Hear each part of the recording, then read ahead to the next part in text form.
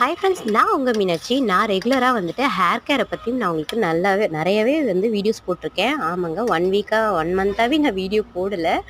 ஏன்னா நான் கொஞ்சம் வெளியே போயிட்டு இருந்தேன். என்னோட தம்பியோட ஒய்ஃப்க்கு குழந்தை பிறந்திருக்கிறதுனால இப்போ வந்துட்டு எனக்கு வந்து வெளியே அதிகமாக சுற்றிட்டு இருந்ததுனால ஸ்கின் வந்து டேர்ன் ஆகிடுச்சு.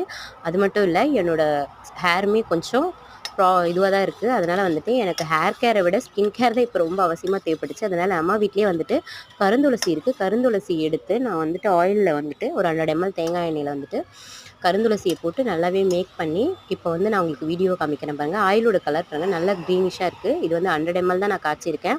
இதை வந்து ஒரு 3 days அப்படியே விட்டுட்டு இது நல்லா வந்து நம்ம ஸ்கின்னுக்கு யூஸ் பண்ணிட்டு வந்தோம்னா நல்ல ரிசல்ட் கொடுக்கும். 1 மந்த்துக்கு பார்த்திங்கன்னா 100 ml ஓகே தான். இதுவே வந்து நமக்கு நல்லா தாராளமாக இருக்கும். இந்த ஆயிலை வந்து நீங்கள் ரெகுலராக யூஸ் பண்ணும்போது உங்களுக்கு நல்ல ஸ்கின் வந்து நல்லா சூப்பராக இருக்குங்க. இந்த ஆயிலை யூஸ் பண்ணி பாருங்கள். நீங்களுமே மேக் பண்ணி என்னோடய வீடியோ பிடிச்சதா கண்டிப்பாக கமெண்ட் பண்ணுங்கள் ஃப்ரெண்ட்ஸ்.